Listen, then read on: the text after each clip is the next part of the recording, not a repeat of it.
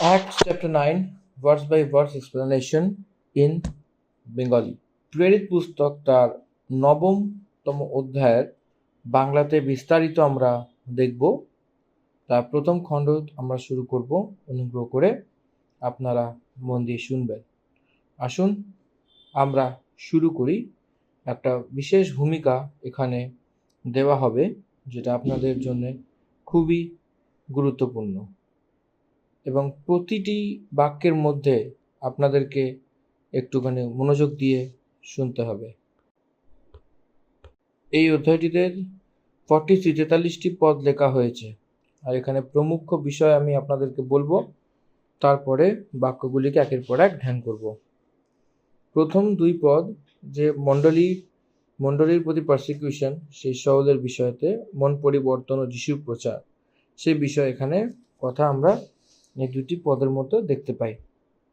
আর 3 থেকে 7 পদের যে ভাগ রয়েছে, আকাশের মাঝখান থেকে সে চারদিকে জ্যোতি চমকে উঠেছিল এবং এক শব্দ থেকে যীশু খ্রিস্ট শলকে সেই দমিশ মার্গে সেই পাওয়া আমরা দেখতে পাই। আর 8 এবং 9 পদে শল যেটা দেখেছিল, সেটাকে যে জ্যোতি, সেটাতে সে অন্ধ হয়ে গেছিল। সে 3 দিন উপবাস করেছিল। এক ঘরে থাকা আমরা দেখতে পাই। 10 থেকে নিয়ে 16 পদ অবধি হানান্যা নামক একটা চেলার বিষয়তে পৌলুসের নিমিত্ত তার সেবা দামাস্কে করা আমরা দেখতে পাই। 17 থেকে নিয়ে 19 পদ অবধি লেখা সেই পদের ভাগে শাউলের চোখ খোলা ছিল, পবিত্র আত্মা পরমেশ্বরকে ভরপুর হয়েছিল। 20 থেকে 22 পদের মধ্যে পৌলুস দামিস্ক সেই প্রচার করতে শুরু করেছিল। 23 থেকে নিয়ে 25 পদের মাঝে পৌলুসকে মেরে ফেলার জন্য সেই ষড়যন্ত্র করা প্রথমবার জিহুদীরা মিলে করেছিল। 26 এবং 28 পদের মাঝে জেরুজালেমে পৌঁছে পৌলুস প্রচার করতে লাগলো। 29 থেকে 30 পদের মাঝখানে পৌলুসকে সেই দ্বিতীয়বার ষড়যন্ত্র করেছিল এবং 31-এ ইহুদিয়া, গলিল এবং সমরিয়াতে মণ্ডলীকে সেখানে চ্যান পেয়ে সেখানে সেই পবিত্র আত্মার শান্তিতে সে বাড়তে লাগলো। 32 থেকে নিয়ে এবং 35-এর মাঝখানে সেই পিতর ইলিয়াস নামক এক ব্যক্তিকে লেখা রয়েছে। সেই 36 থেকে নিয়ে 43-এর মাঝখানে সেই তবিতা মানে দরকাস নামক সেখানে থাকতো। সেটা যে মৃত্যু হয়েছিল, সেখানে আবার নতুনভাবে জীবিত হয়েছিল, সেখানে আমরা দেখতে পাই। এই কথা সব একটা রিউমার্সে ছড়িয়ে পড়েছিল এবং সেই একটা চামড়ার ব্যবসা করত, এখানে অনেক দিন অবধি ছিল বলে লেখা রয়েছে। এই পুরো কথা এই অধ্যায়তে আমরা দেখতে পাই। এই বিষয়ে আমরা দেখতে পাই।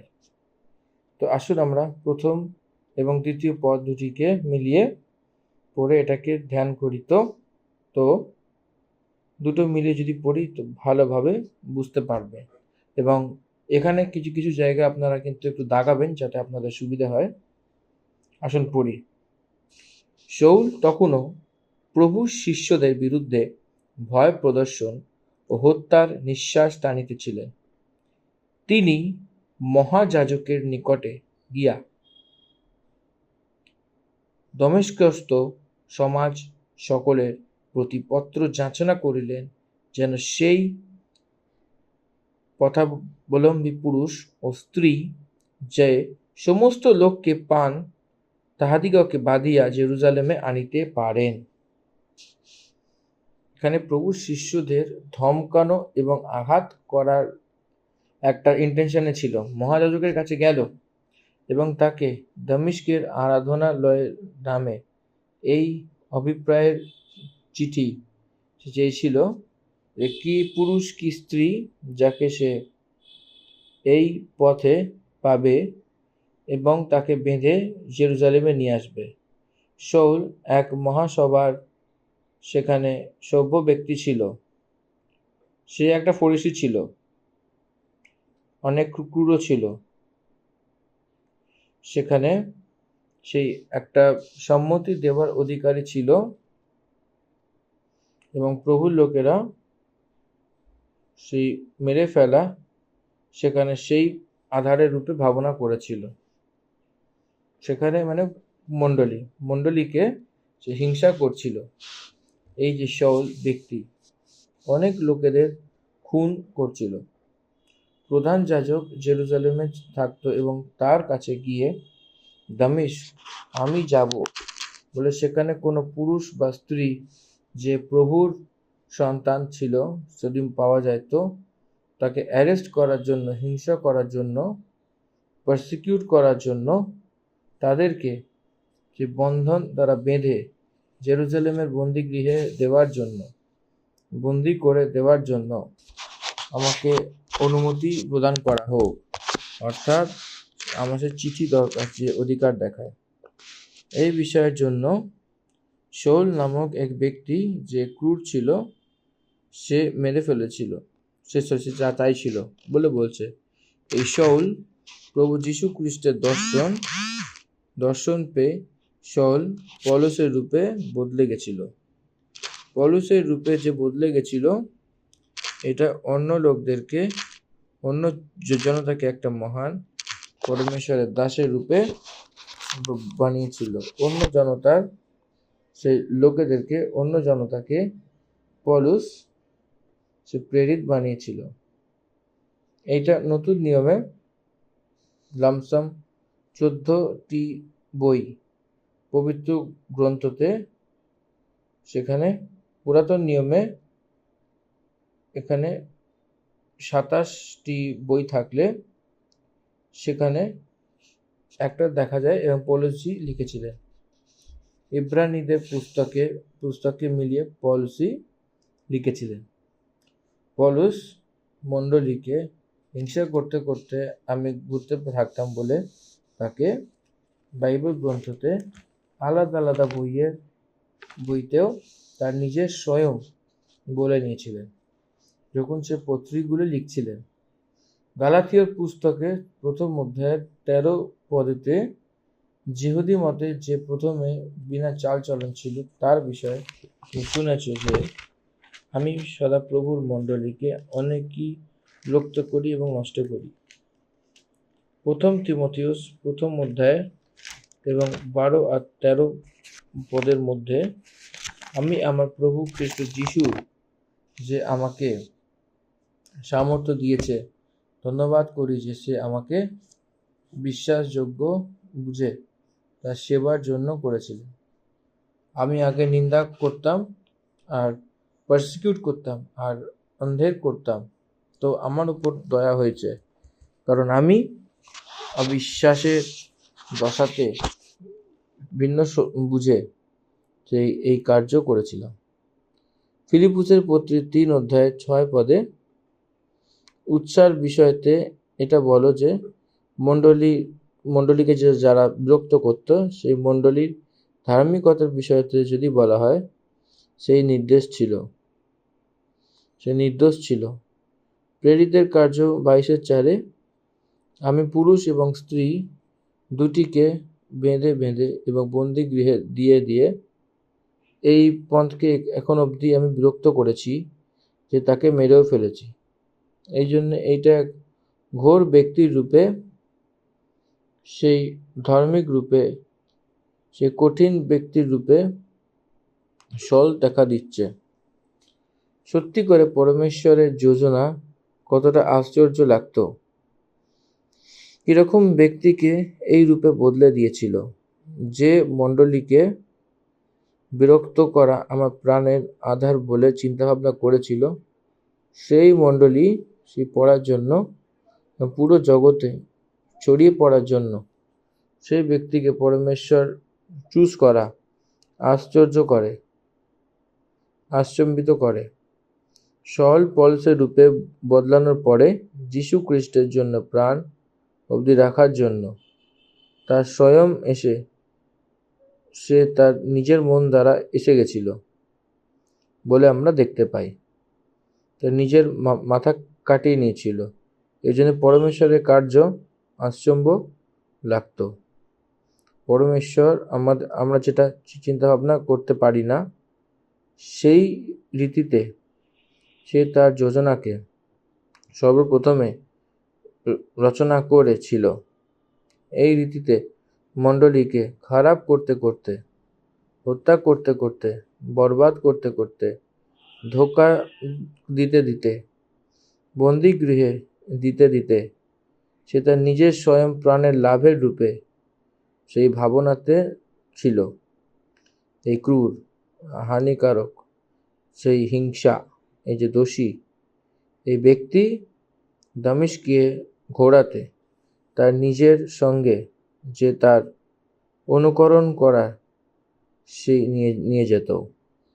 যখন সে যাচ্ছিল দামেস্কের কাছে আসতেই, কিন্তু চলতে চলতে যখন সে দামেস্কের নিকটে পৌঁছালো, তখন এক আকাশ থেকে তার চারিদিকে জ্যোতি চমকে উঠল। আকাশ থেকে এক জ্যোতি চমকে উঠল। তখন সে ভূমিতে পড়ে গেল। তখন এক শব্দ শোনা যাচ্ছিল, হে শল, হে শল, তুমি আমাকে কেন বিরক্ত করো, বলে এক শব্দ শল শুনতে পেয়েছিল। জ্যোতি তার নিজের চোখ দিয়ে দেখেছিল এবং তার কানে সেই শব্দ শোনা গেছিল, হে শল, হে শল, তুমি আমাকে কেন বিরক্তি করো। কিন্তু সেই জ্যোতি চমকাতেই সে অন্ধ হয়ে গেছিল। সেই সূর্যের রশ্মির থেকেও, সূর্যের আলো থেকেও সেই বেড়ে জ্যোতি তার নিজে এবং তার সঙ্গে চলা চারিদিকে চমকে থাকত বলে একবার প্রেরিত কার্যে সেই গ্রন্থ 26 অধ্যায়ের 13 পদে আমরা দেখতে পাই। আর হে রাজা, সেই দুপুরবেলার সময় আকাশ থেকে সূর্যের তেজ দ্বারাও বেড়ে একটা জ্যোতি তার এবং তার সঙ্গে চলা সেই চারিদিকে চমকানো ভাবে দেখেছি। আর ইব্রানি ভাষাতে হে শোল বলে যে কলিং আমি শুনেছি বলে বলছিল। একটা আলো দেখা দিয়েছিল আর একটা আওয়াজ শোনা দিয়েছিল। পবিত্র গ্রন্থ বাইবেলে সেই রোশনি পরমেশ্বরের পুত্র যীশু খ্রিস্টই রয়েছে। আর সেই শব্দতে সে পরমেশ্বরের পুত্র যীশু খ্রিস্টই রয়েছে। সেই বচন, শব্দ, সেই ওয়ার্ডস, সে বাক্য, সেই জ্যোতি, এই জন্যে এই বাক্য প্রত্যেক কথা এই শলকে দেখা দেওয়ার মতো আমরা এখানে বুঝতে পারি। 5 পদ। তিনি কহিলেন, প্রভু আপনি কে? প্রভু কহিলেন, আমি যীশু। এখানে সে জিজ্ঞাসাবাদ করে, হে শল, তুমি কেন আমাকে বিরক্ত করো? সবাই আশ্চর্যিত হয়েছিল। আকাশ থেকে আওয়াজ কিভাবে এলো? আকাশের মধ্যে থেকে সেই রশ্মি কোথা থেকে এলো? সে তার চারিদিকে কেন প্রকাশ হয়েছিল? সেটাও দুপুরবেলার সময়। তার মানে দুপুরবেলার সময় অলরেডি সেই যে রশ্মি ছিল না, সেই সূর্যের রশ্মি ছিল, কিন্তু সেই সূর্যের তেজ থেকেও অধিক রশ্মি তার চারিদিকে চমক দেওয়া সেটা দেখেছিল। সেই রশ্মিকে তার চোখ সেটা লেগে সে অন্ধপন এসে গেছিল। দেখুন, দিনে সে রশ্মি ছিল, সেই দুপুরের রশ্মিতে মেনে নিন যদি আপনাকে কোনো ক্র্যাকার, যদি আপনি বাজি ফাটান, তো আপনি দেখতে পাবেন না নিশ্চয়ই, কারণ দিনের বেলাতে অন্য আলো সাধারণ রূপে দেখা যায় না। কিন্তু এই যে আলো, সেই প্রকারের আলো ছিল না। দিনের বেলায় যে দুপুরবেলা যে সূর্যের তেজ থেকে বেড়ে দেখা দেওয়া সেই একটা রশ্মি ছিল, অর্থাৎ দিনের বেলাতে যে দেখা যাচ্ছে সেই শৌলের চোখ, সেই একটা ধুন্দুলাপন হয়ে গিয়ে সেই রশ্মি সেটাকে ঘিরে নিয়েছিল, আর সে শব্দ তার থেকে বেড়ে উঠেছে।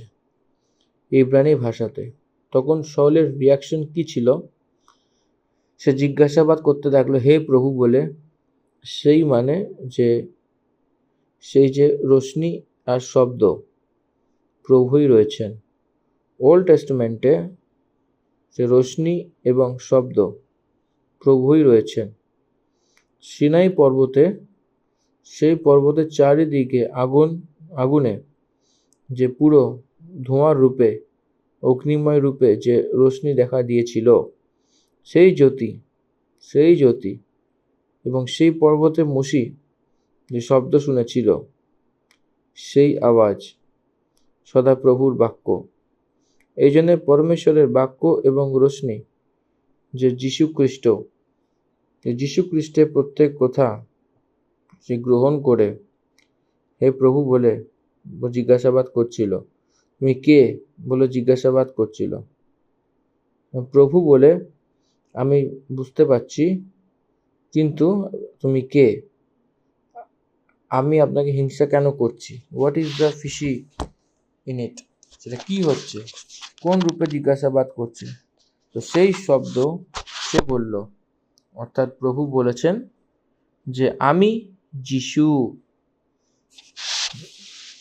যাহাকে তুমি তাড়না করিয়াছ। যিশু বলে যে ব্যক্তি অঙ্গীকার করা, সে বিরক্ত করা এবং হিংসা দেওয়া, তাদেরকে সর্বদা দুঃখ দেওয়াই ভাগ্যের রূপে চিন্তাভাবনা করা ব্যক্তি, যিশুর প্রত্যেক কথা ভিন্ন রূপে দেখা যাচ্ছিল।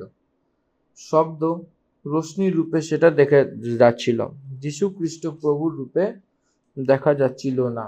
যিশু খ্রিস্ট একটা আওয়াজ শব্দের রূপে, রোশনির রূপে, একটা অধিকারী দায়বদ্ধ রূপে, স্বরূপে সেটা তার নিজেকে প্রকট করেছিল। আপনাকে যে বিরক্ত করে, এটা বুঝে নিন যে তারা যিশুকে বিরক্ত করে। আর এখানে যে রয়েছে আমি যিশু, যাহাকে তুমি তাড়না করিয়াছ, আর উঠে এখন নগরে যাও, আর যা তুমি করতে চাও সেটা তোমাকে বলা হবে। যা পুরো ইব্রানির ভাষাতে কনভারসেশন স্বর্গে প্রভুর মাঝখানে হচ্ছে।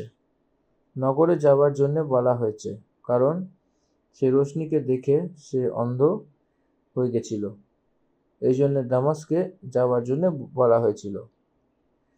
তার সঙ্গে সে তাকে ধরে হেল্প করে নিয়ে এসেছিল। যে মনুষ্য তার সঙ্গে ছিল 7 পথ পড়ছি, সে অবাক হয়ে গেছিল, কারণ শব্দ তো শুনতো কিন্তু কাউকে দেখতো না। কিছু লোক যে শব্দকে শুনেছিল, কিছু লোক রোশনিকে দেখেছিল।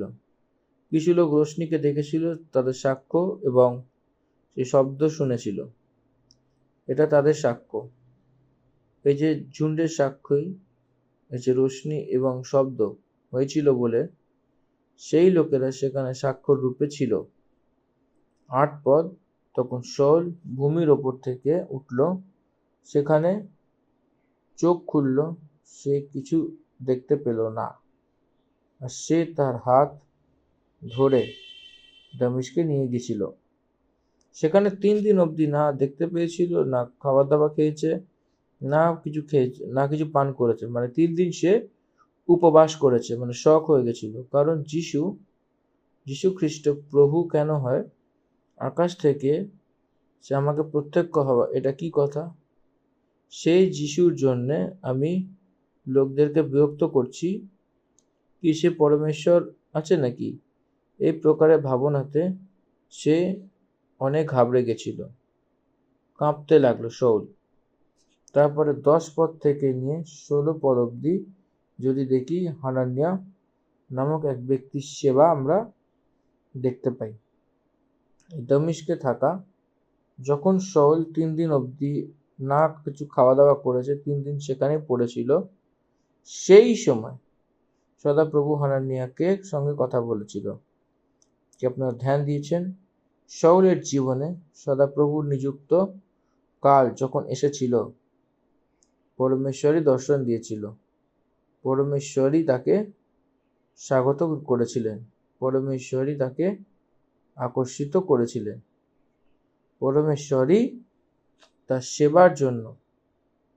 তাকে নিযুক্ত করে নিয়েছিলেন। পরমেশ্বরই তার জীবনে কি কি হতে চলেছে সেইটা সবকিছু তার আগে থেকে নির্ধারিত করে রেখেছিলেন। বাইবেল গ্রন্থ সেটাই দেখায়, সেটাই বলে।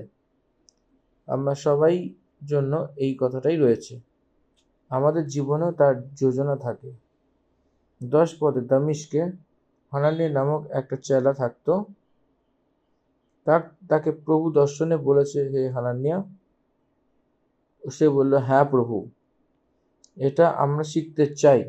তো পরমেশ্বরের বাক্য তার কাছে যখন আসতো, পরমেশ্বরের বাক্য যখন আমাদের সঙ্গে কথা বলে, তো সেই সময়তে, হ্যাঁ প্রভু, আমি রয়েছি, আমি শুনছি, আমি এই আজ্ঞাকারিতা হয়েছি বলে আমাকে কথা বলুন বলে আমাদেরকে শিখতে হবে। 11 পদ, তখন প্রভু তাকে বললেন, উঠে সেই গলিলে যাও, যেটা সোজা বলা হয়, সেখানে ইহুদা নামক শৌল নামে, এবং সেই তার্সুসবাসীকে, কারণ দেখো সে প্রার্থনা করছে। দেখুন এখানে প্রভু কি কথা বলছেন হানানিয়াকে। সোজা বলে যে বলেছে, যে প্রভু সেখানে বলছে, সেখানে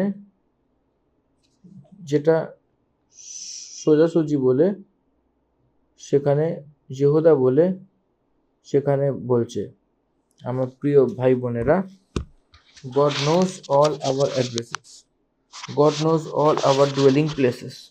আজকে আমরা সদাপ্রভুর যে ইশারা দ্বারা আমরা চলতে পারি না কোনো সময়, তার নজরে থেকে আমরা কোথাওই সরতে পারবো না।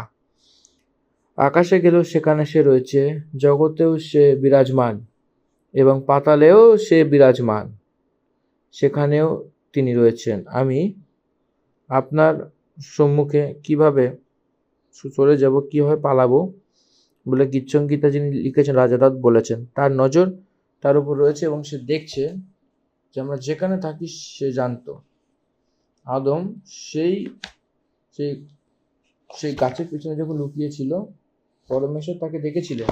সেই নাথানিয়েল, প্রভুর সন্তান, যে ডুমুর গাছের ওখানে ছিল, সে জাকিয়ে যখন গাছের উপরে বসেছিল, তখন প্রভু দেখেছিলেন। শ্যামলের স্ত্রীকে যে দেখেছিলেন, সে পরমেশ্বর। যে ঘরের সামনে যে বেঁধে রেখেছিল সেই গাধার বাচ্চাটিকে রেখেছিল, যে পরমেশ্বর। যে ভোজ তৈয়ার করার জন্য যে তৈয়ারি করা সেই আঠারিকে প্রথমেই দেখেছিল পরমেশ্বর। তাকে সব কিছু অনেক স্পষ্ট রূপে দেখা যাচ্ছিল, কিছু লুকায়নি বলে আমাদেরকে বোঝা উচিত। এবং প্রভু তাকে বললেন যে উঠে সেই গলিতে যাও, যে সোজাসুজি বলে যেহুদির ঘরে শৌল নামক সেই তার্সুবাসী, তাকে জিজ্ঞাসাবাদ করো যে সে যখন প্রার্থনা করছে, এর মানে শল কোথায় রয়েছে ততটাই শুধু নয়, শল কি করছে সেটাও প্রভু সেখানে বলছে। God knows everything. God is in all places. তারা সেখানে সব জিনিসগুলোকে দেখছে, সে সব কিছু জানতো, এবং সব জানকারি নেবা সামর্থ্য পরমেশ্বর। 12 পদ, সে হানানিয়া নামক, সে সেখানে আসতে, সে হাত রাখতে দেখে সেখানে হানানিয়া নামক সেখানে পুরুষকে ভেতরে আসা, সেখানে হাত রেখে এবং সেই দৃষ্টি পাওয়া, এই সব কিছু সেখানে আগে থেকেই দেখে নিয়েছিল। সদাপ্রভু তাকে জিজ্ঞাসাবাদ করেছিল। সেখানে সে প্রারম্ভ করেছিল, তার মানে স্বর্গলোকে সেখানে সেই জানকারি, সেখানে পরমেশ্বর তাকে নিয়ে এসেছিল। সেখানে হানানিয়া সেই উত্তর দিয়েছিল, হে প্রভু, আমি এই মনুষ্যের বিষয়তে অনেক দিন ধরে শুনেছিলাম যে এই জেরুজালেমের তোমার পবিত্র লোকদের সঙ্গে সেই অনেক খারাপ কাজ করেছিল। ব্যাড রেপুটেশন, খুব খারাপ সাক্ষ্য। অনেক দিন ধরে আমি শুনেছিলাম এই ব্যক্তি মণ্ডলীকে অনেক বড় খারাপভাবে কথা বলেছিল। সে মণ্ডলীকে খারাপ করেছিল সেই ব্যক্তিকে সদাপ্রভু বাঁচিয়েছিলেন। পাপীদের উদ্ধারকর্তা যীশু খ্রিস্ট তারপরে যে আসতো সে তো কখনো তাদেরকে ধিক্কার করে স্বাগত জানিয়ে আশ্রয় দেওয়া, সেই বাঁচানো পরমেশ্বরই রয়েছে। আনানিয়া যেটা বলেছে সেই কথাকে, সেই উত্তর যে প্রভু দিচ্ছেন তার আগে থেকে আর কি বলছে দেখুন, 14তম পদ এখানে কি বলছে, এই স্থানেও যত লোক তোমার নামে ডাকে সেই লোক বন্ধন করিবার ক্ষমতা সে প্রধান যাজকের নিকটে আইসে। প্রধান যাজকের দিক থেকে যে অধিকার পাওয়া হয়েছে সেই ব্যবহার না করার আগে থেকেই সদাপ্রভু তাকে বদলে দিয়েছে। পরমেশ্বর তাকে ইনভলভ হয়েছিলেন। যদি পরমেশ্বর ইনভলভ না হতেন তো মণ্ডলীতে অনেক লোকদের প্রাণ আরও নুকসান হয়ে যেত, অনেক লোকেরা সেটার ক্ষতি হতো। পরমেশ্বর সেটাকে বদলে দিয়ে মণ্ডলীকে বাড়ানোর জন্য, সেই কাজে সেই মণ্ডলীকে ছড়িয়ে দেওয়ার জন্য একটা প্রভুর বস্তু কটরার রূপে পরমেশ্বর তাকে অভিষেক করেছিলেন। 15 পদ, কিন্তু প্রভু তাকে কহিলেন, তুমি যাও, কেননা জগতের ও রাজগণের এবং ইসরায়েল সন্তানগণের নিকটে আমার নাম বহনার্থে সে আমার মনোনীত পাত্র। কারণ আমি তাহাকে দেখাইয়া দিব আমার নামের জন্য তাহাকে কত ক্লেশ ভোগ করিতে হইবে। আশা করি এটা বুঝতে পারছেন। দেখুন, এই ব্যক্তি যখন জগৎ এসেছিল একটা পারপাস তো রয়েছে, সেখানে সেই পারপাস এটাই রয়েছে যে অন্য জাতি এবং রাজা এবং ইসরায়েলিদের সামনে সেই নাম প্রকট করেছিল, আমার চোনা পাত্র। দেখুন, এখানে পরমেশ্বরের যোজনা সেই নিযুক্ত ছিল, সেখানে সেই কতটা ভালো হয়। যে ব্যক্তি পরমেশ্বরের নামকে মহিমা করে সেই নাম বলতে থাকতো, যে ব্যক্তি সেই লোকদেরকে বিরক্ত করতো, তাড়না করতো, যে হিংসা করতো, মেরে ফেলতো, সেই ব্যক্তি প্রভুর জন্য বন্দিগৃহে দিত। সে মৃত্যুকে হাসিল করার জন্য রেডি হওয়া, সেই বদলাও পরমেশ্বর তাকে তাতে নিয়ে আসতো। শুধু তাই নয়, আমার নাম প্রকট করার জন্য আমার চোনা পাত্র, আর আমি তাকে বলবো যে আমার নামের জন্য কিরম কিরম দুঃখ তাকে ভোগ করতে হবে। কোন প্রকারে প্রথম থেকেই আমি আগে বলবো বলে প্রভু বলছে। আশা করি এই জিনিসটা আপনারা বুঝতে পারছেন, কারণ এখানে একটা গভীর ভূমিকা দিয়ে এটা একটা বিস্তার রূপে আপনাদের কাছে তুলে ধরা হচ্ছে, এবং এটা খুব গুরুত্বপূর্ণ একটি ভাগ যেখানে আমরা ধ্যান করব। পল প্রভুর জন্য কত প্রকারের দুঃখ ভোগ করেছিলেন প্রথম থেকেই তাকে বলেছেন বলে বলা হয়েছে। সঙ্গে পৌল কোরিন্থীয় পত্রিকায় কোরিন্থীয়দেরকে লিখবার সময় তারা যেটা পেয়েছিল সেটা দুঃখর বিষয়তে সে এটাই লিখেছিল। কোন প্রকারের দুঃখ সে অনুভব করেছিল পলজি যীশু খ্রিস্টের সেবার জন্য।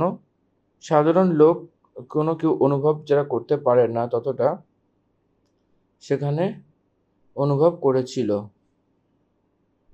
সেখানে ছিলেন প্রভুর জন্য। অনেকবার 39 বার উনি চাবুকের বাড়ি খেয়েছিলেন। নট অনলি দ্যাট, শুধু তাই নয়, উনি প্রভুর জন্য মরে যাওয়ার জন্য সেই পিছনে না মরবার মতো আমরা এখানে দেখতে পাই, আর সেই বিরুদ্ধ রূপে প্রভুর জন্য সেই অত সমীপ হয়ে গেছিলেন। 2 কোরিন্থীয় পত্রিকাতে 11 অধ্যায় 23 পদ থেকে যদি আমরা দেখি তো, সেই খ্রিস্টের সেবক, আমি পাগলের সমান বলি, আমি তাদের থেকে অনেক বেড়ে রয়েছি, অধিক পরিশ্রম করে বারবার করে খাওয়া, বারবার মৃত্যুর জোকিমে 5 বার আমি যেহুদীদের সঙ্গে হাত থেকে 39 বার চাবুকের বাড়ি খেয়েছি। 3 বার আমি বেতের বাড়ি খেয়েছিলাম। 1 বার আমার উপর পাথর ফেলা হয়েছিল। 3 বার জাহাজ যার ওপর আমি চড়েছিলাম ভেঙে গেছিল। এক রাত দিন আমি সমুদ্রতে কাটিয়েছি। আমি বারবার যাত্রাতে নদীর জোখিমে, ডাকাতদের জোখিমেতে, নিজের জাতির থেকে জোখিমে, অন্য জাতির থেকে জোখিমেতে, নগরের জোখিমেতে, জঙ্গলের জোখিমেতে, সমুদ্রের একটা ঝুঁকিতে, ছোট ভাইদের মাঝখানে সেই ঝুঁকিতে ছিলাম। পরিশ্রম এবং কষ্টতে বারবার গিয়ে আসা, সেই খাবার দাবারের খিদে এবং জল তেষ্টায় ঝাড়িওতে, সেই থাকাতে কতটাই দুঃখ আমি ভোগ করেছি। এই মণ্ডলীর চিন্তা প্রতিদিন আমাকে দাবিয়ে রাখত। মণ্ডলীর বিষয়তে চিন্তা দিন দিন আমাকে দাবিয়ে রাখত। সেই পরমেশ্বরের নিযুক্ত ছিল, সেটা হলো পরমেশ্বর তার সাধনের রূপে নিযুক্ত করে নেওয়া বলে সেই সাক্ষ্য দিচ্ছিল। প্রেরিত কার্যে 9 অধ্যায় 17 পদে। তখন হনন্যা উঠে সেই ঘরে গেল, আর সেখানে সে তার হাত রেখে বলল, হে ভাই শাউল, খ্রিস্টের ভালোবাসা কতটা মহান। হনন্যা তার আগে থেকে অবজেক্ট করলেও সেই পরমেশ্বরের কথাতে ওবিডিয়েন্স দেখাচ্ছে, আজ্ঞাকারিতা হচ্ছিল। সেখানে দর্শনে পরমেশ্বর যা বলেছিলেন সেটাকে সে গ্রহণ করে সে আজ্ঞাকারিতা হয়ে শাউলের কাছে গিয়ে সে মণ্ডলীতে তাড়না করেছিল, ভাই বলে ডাকছিল। মণ্ডলীকে যে তাড়না করেছিল সে সেই শাউলকে হে ভাই বলে ডাকছিল। প্রভু অর্থাৎ যিশু যে সেই রাস্তাতে যার থেকে তুমি এসেছো, তোমাকে দেখা দিয়েছিল, সেখানে সে আমাকে পাঠিয়েছিল বলে তুমি আবার দৃষ্টি পেয়েছিলে এবং পবিত্র আত্মাতে পরিপূর্ণ হয়ে যাও। দেখুন, প্রেরিতরা হনন্যা তো ছিল না, প্রেরিত তো ছিল না, সেখানে সেই ওপরের কাটারিতে 120 লোকদেরকে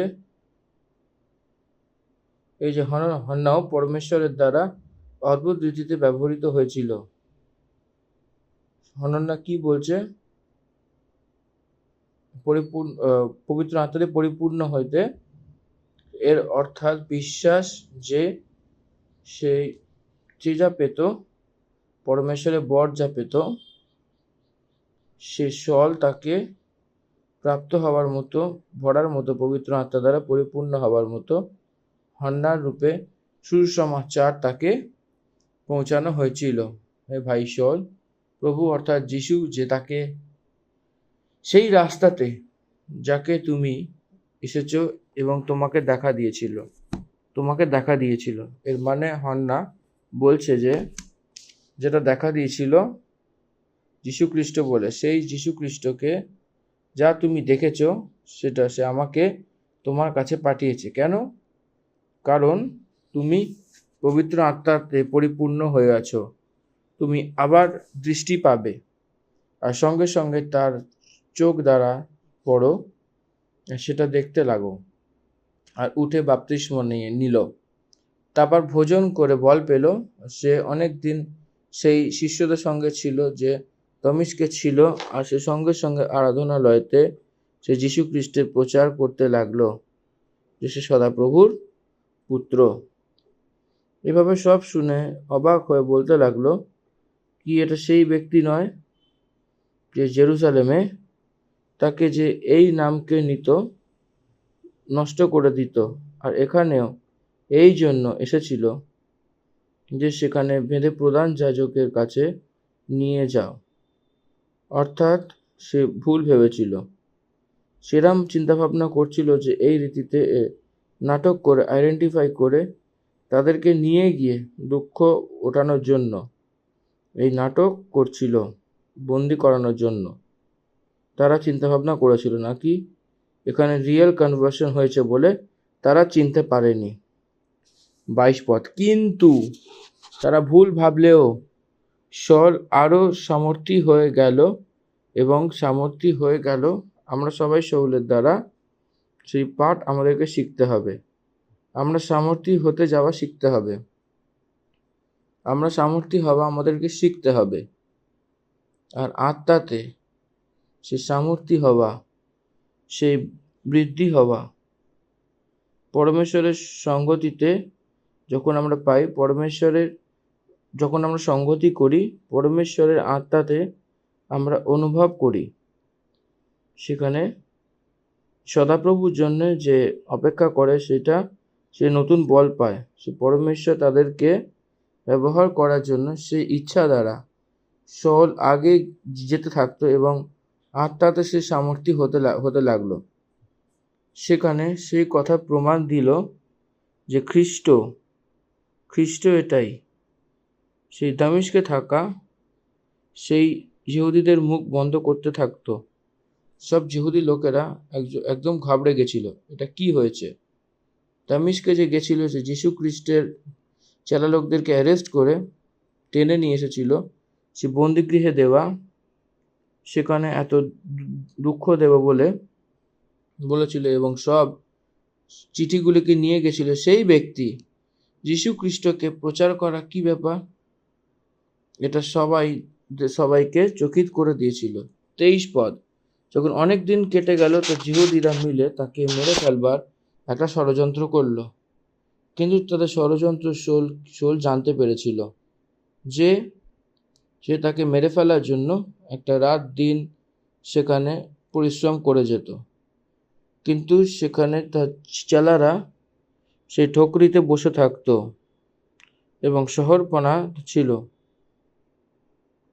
তারা রাত দিন সেখানে থাকতো, কারণ ফাটকের মাঝখানের দ্বারা ভিতরে ওরা প্রবেশ করতে পারত।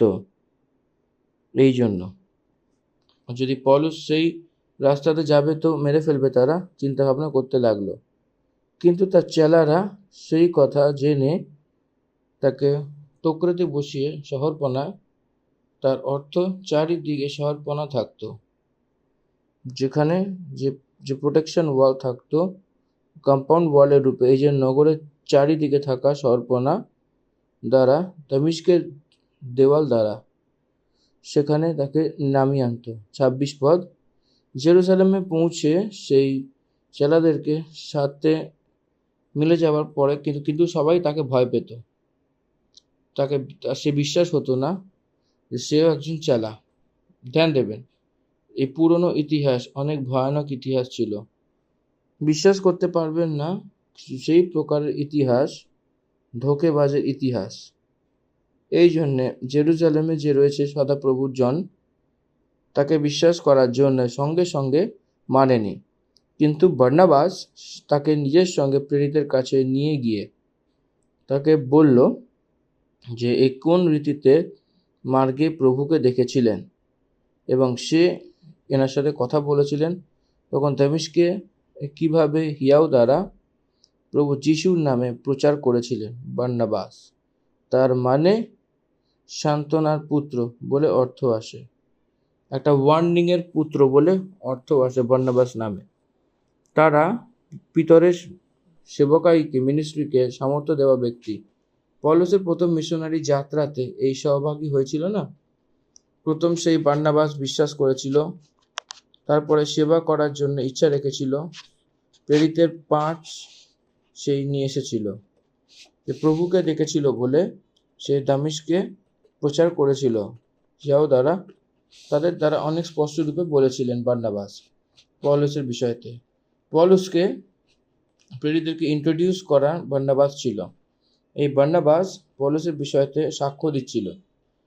অনেক হিয়াও দ্বারা দামেস্কে এই প্রভুর বিষয়তে প্রচার করেছিলেন।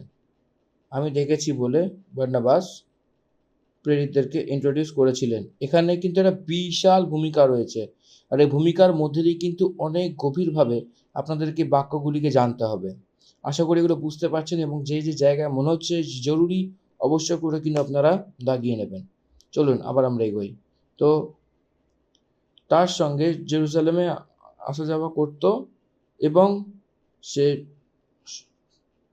অভয় দ্বারা প্রভুর নামে প্রচার করতেন। আর যোহনী ভাষা যারা বলতো, জিহুদীদের সঙ্গে কথাবার্তা এবং বাদ বিবাদ করত। কিন্তু সে তাকে মেরে ফেলবার প্রযত্ন করতে লাগলো। এটা জেনে ভয় তাকে কৈশরিয়া নিয়ে আসলো এবং সে টার্সুসকে পাঠিয়ে দিল। টার্সুস অনেক দিন ছিল, টার্সুস তার নেটিভ প্লেস ছিল। জেরুজালেমে তাকে মেরে ফেলার জন্য দ্বিতীয়বার প্রযত্ন শুরু হয়েছিল। দেখুন জিহুদি লোকেরা কতটা কঠিনের ছিল, তার ধর্মকে এটা বাধার রূপে ছিল। তার নিজের হয়তো পলসকে মেরে ফেলবার একটা ষড়যন্ত্র রচনা করছিল। সে প্রভুর নামে অনেক হিয়াও দ্বারা সুসমাচার প্রচার করছিল। সুসমাচারের প্রচারকে হিম্মত চাই বলে প্রেরিতদের কাল থেকে নিয়ে আজকেও সেই হতে লাগছিল। সুসমাচারকে প্রচার করতে হবে তো হিম্মত দরকার। সেই হিম্মত পবিত্র আত্মা পরমেশ্বর দিতে আসে, সেই মনুষ্যের হিম্মত নেই, সেই হিম্মত অনুগ্রহের হয়। তারপর 31 থেকে যদি আমরা দেখি তো মণ্ডলী শেম আর সেই ইহুদিয়া গালিল আর সমরীয় সেখানে আসুন পড়ি। তিনি কহিলেন, কেহ আমাকে বুঝিয়া না দিলে কেমন করে বুঝিতে পারিব? পরে তিনি ফিলিপকে আপনার কাছে মন দিয়ে শুনবেন। আজ প্রভুর ভয় ও পবিত্র আত্মাকে শান্তিতে চলতে চলতে বাড়তে লাগলো। মণ্ডলীর চ্যান পেল এবং তার উন্নতি হতে লাগলো।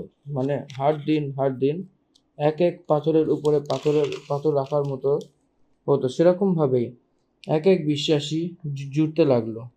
আর সে প্রভুর ভয় এবং পবিত্র আত্মার শান্তিতে সেখানে সেই মণ্ডলী বাড়তে লাগলো, সেখানে বাড়তে লাগলো। সে ভরতৃ হবাতে সেখানে শান্তি দ্বারা চলতে হবে। শান্তি না হয়ে মণ্ডলী বাড়া হবে না।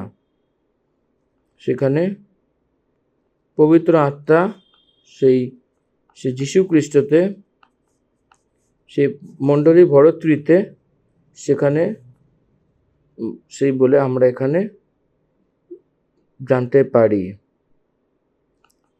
তারপরে 32 থেকে সেই পদের ভাগে আমরা দেখি সে পিতর অনেক জায়গাতে ঘুরতে ফিরতে আসতো। পবিত্র লোকদের কাছে যারা ছিল, যারা লুদ্দাতে থাকতো, সেখানে একটা ছিল, সেখানে 8 বছর ধরে কাটে ছিল এবং এনিয়াস বলতো, একটা লাকোয়া ব্যক্তি ছিল সেখানে। পিতর তাকে দেখে, হে এনিয়াস, যীশু খ্রিস্ট তোমাকে সুস্থ করিলেন। পরমেশ্বর বলে বলেনি, যীশু খ্রিস্ট তোমাকে সুস্থ করিলেন বলেছে। পিতর যীশু খ্রিস্টের নামকে প্রমোট করছিল, যীশু খ্রিস্টের নামকে প্রকট করছিল। যখন যীশু খ্রিস্টের নাম শোনা গেছিল, সঙ্গে সঙ্গে সামর্থ্য পেয়েছিল, ওঠো তোমার শয্যাপাত। তখন লুদ্দার স্মরণে থাকা সে তাকে প্রভুর দিকে ফিরল।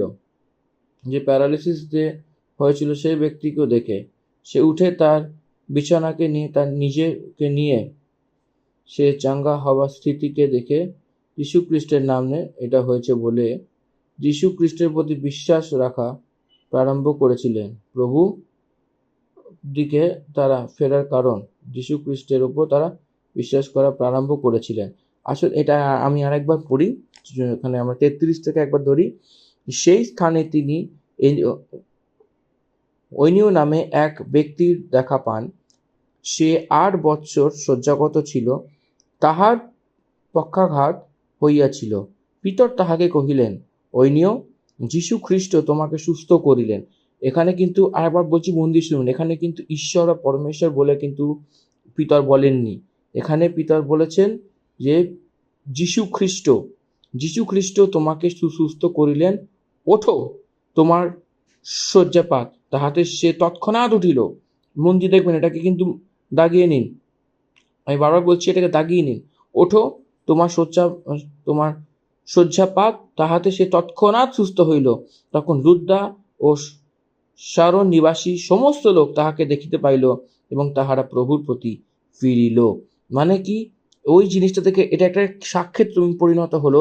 এই সাক্ষ্যে পরিণত হওয়াতে যারা প্রভুর প্রতি ছিল না, তারা প্রভুর প্রতি কিন্তু আবার মন ফিরাও করে প্রভুতে ফিরে এলো। প্রভুর দিকে তারা ফেরার মানে সেটা মকসদ, সে ব্যক্তিকে যা হয়েছিল সেই চাঙ্গার কার্য ছিল। তাকে দেখে তারা অবাক হয়ে প্রভুর দিকে মুড়েছিল। একটা টেস্টিমনি, একটা সাক্ষ্য এখানে বলা হচ্ছে, এবং এর মধ্যে দিয়ে কিন্তু প্রভু যীশু খ্রিস্টের মহিমা আরো বেশি করে প্রকাশ পাচ্ছে। এটা আপনাদেরকে ভালো করে আমি বোঝাতে চাইছি, এই জিনিসটা খুবই গুরুত্বপূর্ণ। মণ্ডলীর ভরতৃতে অনেক লোকেরা পবিত্র আত্মার দ্বারা স্থির করার জন্য অনেক অদ্ভুত কার্য সেই দিন আজকেও প্রভু তার ধ্যান নিমিত্ত বচনের মতো দেওয়া হয়েছিল সেই বিধিতে করতে থাকতো। সেখানে 34 থেকে নিয়ে যদি দেখিত, ইয়াফা বলে এক প্রান্ত রয়েছে। ইয়াফাতে যে তবিতা, অর্থাৎ সেই দোরকাস নামক এক বিশ্বাসিনী, দোরকাস নামক এক হিরণ বলে অর্থ আসে। সে অনেক ভালো ভালো কাজ করতে থাকতো। She was identified as a social worker. সামাজিক রূপে সে একটা হেল্প চাইতো, কিন্তু সে বিমার হয়ে সে মারা গেছিল। সেখানে সে তাকে স্নান করিয়ে আঠারি পানে রেখে দিয়েছিল। আর সে লুদ্দা ইয়াফা সে নিকট ছিল। চেলারা এটা শুনে পত্রস সেখানে রয়েছে তো মনুষ্য পাঠিয়ে তাকে বিনতি করলো যে আমার কাছে আসতে দেরি করিও না। এই লুদ্দা বলে যে জায়গা ছিল সেখানে এনিয়াসকে ঠিক করে পত্রস সেখানে ছিল, কিন্তু এই যেটা ছিল এই এফাতে হয়েছিল। সেই দোরকাস মারা গেছিল, তারপর সেই দোরকাস উঠে সেখানে গেছিল। যখন পৌঁছেছিল সে সেই আঠারি পত্তা নিয়ে এসেছিল।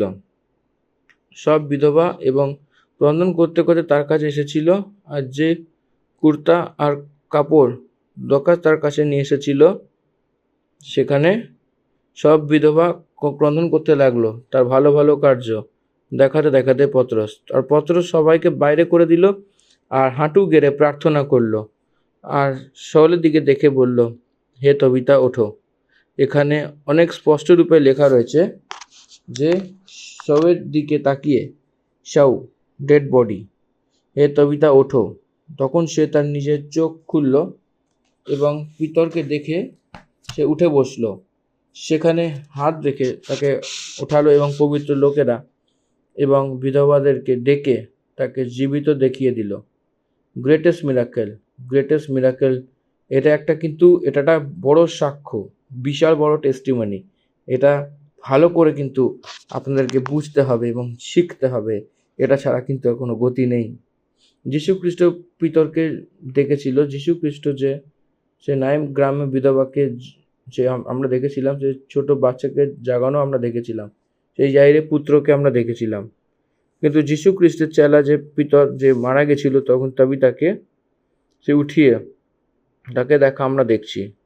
এই জন্য যীশু খ্রিস্ট যে করেছিলেন সেই প্রকারে প্রেরিতরাও আশ্চর্য কার্য করেছিলেন। বিধবাকে যীশু খ্রিস্ট জাগিয়েছেন বলে আমি যেটা বলেছিলাম, তো সে বিধবার সন্তানকে ঘর থেকে ছোবার জন্যও গেছিল, এটা আমরা দেখতে পাই। সেই প্রকারের রূপে চেলা লোকেরা প্রেজেন্ট করেছিল সেই যে তাবিতা সে মারা গেছিল, সে বাস্তবে সেখানে স্নান করিয়ে সে ওপরে কটরিতে রাখা, এবং সেটা বাস্তব। পিতরকে ডাকা সেটাও বাস্তব, ভিতরে আসা সেটাও বাস্তব, এবং সেখানে সঁপে দেওয়া, সেখানে মণ্ডলী কতটা সামর্থ্য দ্বারা বৃদ্ধি হয়েছিল।